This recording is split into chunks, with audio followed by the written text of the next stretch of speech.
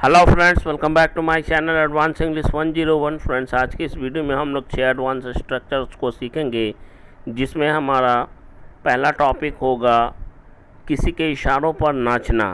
इसके लिए हम लोग dance two plus someone plus tune structure का यूज़ करेंगे और समवन की जगह पे हम लोग उसका जिक्र करेंगे जिसको इशारे पर नाचने की बात कही जाएगी, जैसे मुझे, उसे, तुझे।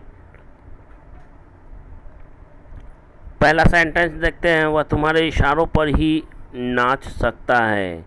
ही can just dance to your tune. मुझे किसी के इशारों पर नाचने की आदत बिल्कुल नहीं है। I am not in the habit of dancing to someone's tune. यहाँ पे हम लोग ऑफ, प्रीपोजिशन ऑफ का यूज़ हुआ इन द हैबिट ऑफ में, और हमें पता है कि ऑफ के बाद हमेशा वर्ब के आईएनजी फॉर्म का ही यूज़ किया जाता है। ध्यान रखेंगे।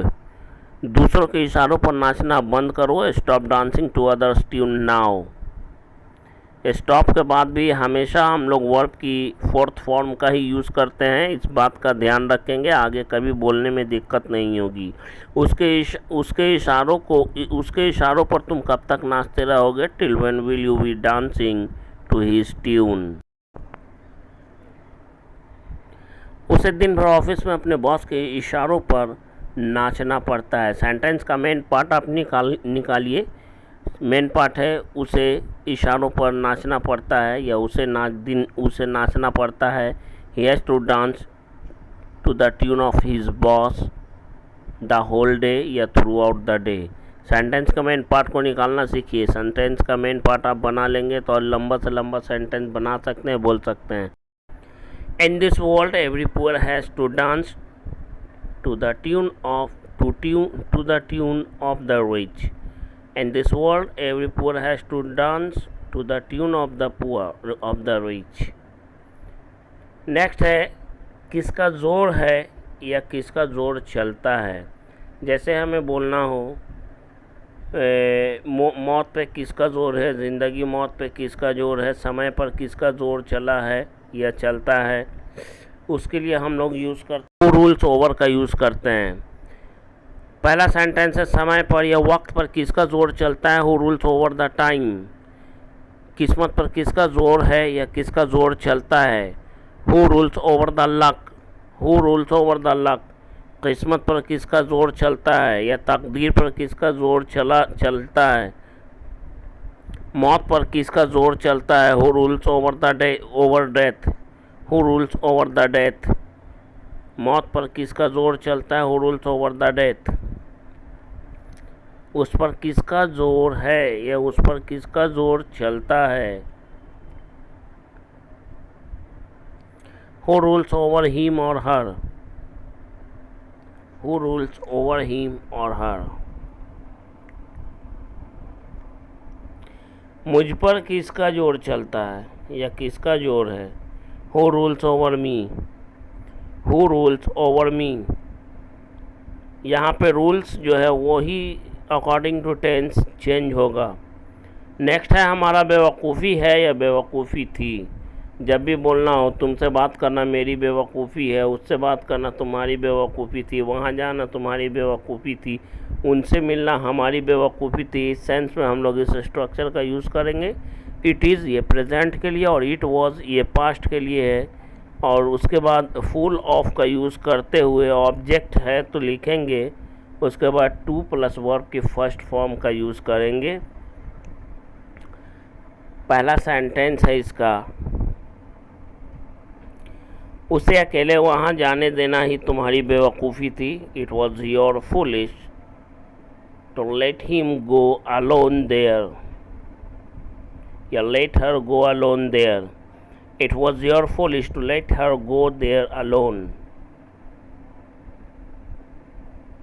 आँख मूंद कर किसी पर विश्वास करना ही हमारी बेवकूफ़ी थी। It was our foolish to believe someone blindly.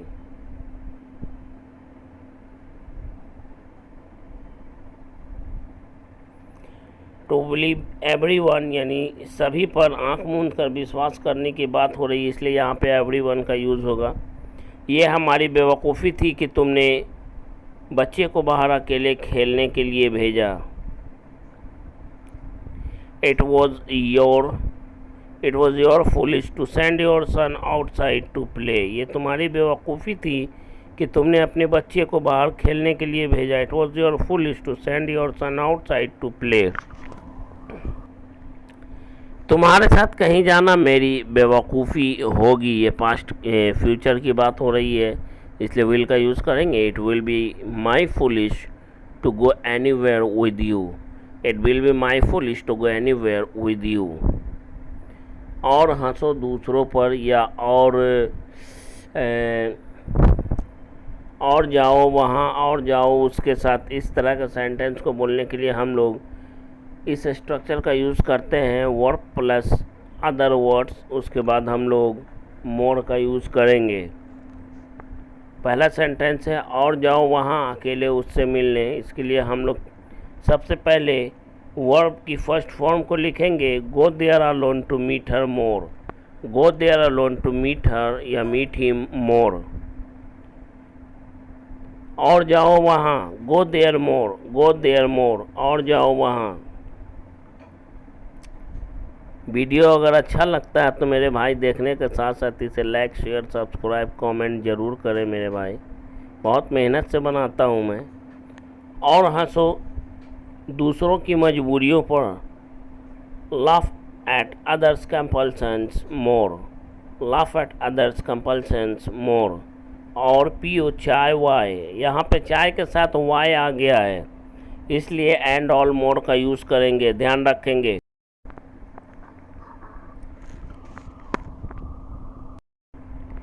और गाओ गाना वाना, sing a song and all more. उसके बाद नेक्स्ट है दिक्कत आती है। जब भी बोलना हो, मुझे पैदल चलने में दिक्कत आती है, मुझे बोलने में दिक्कत होती है, मुझे अंग्रेज़ी बोलने में दिक्कत आती है, दिक्कत आती है या दिक्कत होती है, उसके लिए हम लोग फाइंड इट डिफ़िकल्ट का यूज़ करेंगे। और इसका कंप्लीट स्ट्रक्चर इस तरह से है, प्रेजेंट में बोलना हो तो सब्जेक्ट के बाद फाइंड और फाइंड्स का यूज़ करेंगे। उसके बाद it difficult plus two plus verb के फर्स्ट फॉर्म, उसके बाद अदर वर्ड का यूज़ करेंगे। लेकिन फाइंड और फाइंड्स का यूज़ सब्जेक्ट के अनुसार करेंगे। प्रेजेंट में रहेगा तो, और पास्ट में रहेगा तो फाइंड की फॉर्म को टेंस के अनुसार चेंज करते रहेंगे। Find, found, found. तुम्हें आज भी अंग्रेजी बोलने में दिक्कत होती है, इसे बोलने के लिए हम लोग कहेंगे even today you find it difficult to speak English. मुझे पैदल चलने में अभी भी दिक्कत होती है, I still find it difficult to walk on foot. I still find it difficult to walk on foot.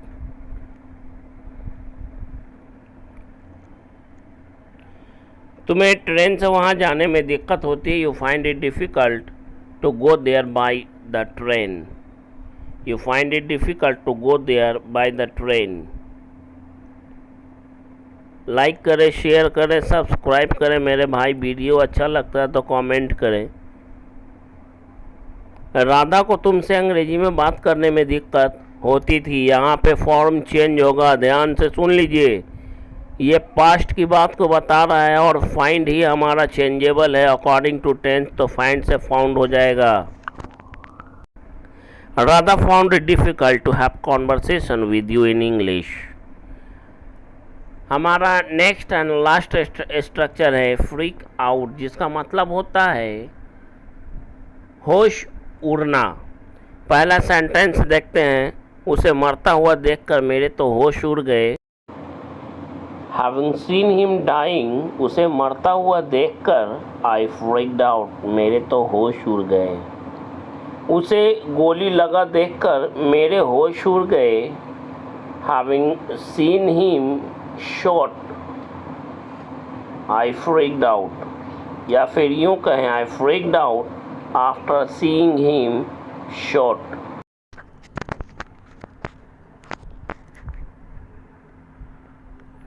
अपनी अर्धांगिनी को उसके बॉयफ्रेंड के साथ होटल के एक कमरे में दोनों को रंगे हाथ पकड़ते समय तो उसके तो होश उड़ गए।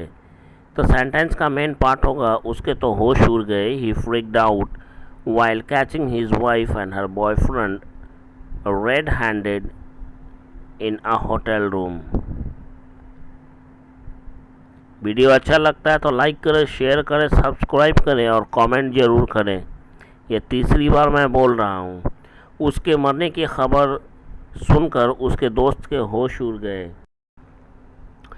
His friend freaked out after hearing the news of his death। His friend freaked out after hearing the news of his death। यह सुनकर उसके होश उड़ गए। यह सुनकर उसके होश उड़ गए। दो तरह से हम लोग बोल सकते हैं, freaked out after hearing this, या यूँ बोलें having heard this he freaked out। उसे देखकर तुम्हारे होश उड़ जाते हैं। क्यों उड़ जाते हैं? उसे देखकर तुम्हारे होश क्यों उड़ जाते हैं? Why do you freak out after seeing him? So guys, that's all for today's video.